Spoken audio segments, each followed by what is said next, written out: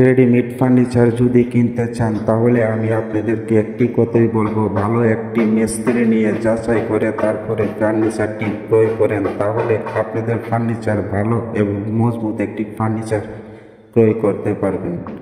আর চেষ্টা করবেন আপনারা ফার্নিচারটি কেনার সময় সিজন করা কাঠ পরে কিনে তা দেখে ভালোটিকে যাচাই করে ফার্নিচারটি ক্রয় করেন। সিজন করা কাঠ মানে শুকনো কাঠ। শুকনো কাঠ যদি হয় আপনাদের ফার্নিচারটি খুবই টেকসই মজবুত হবে।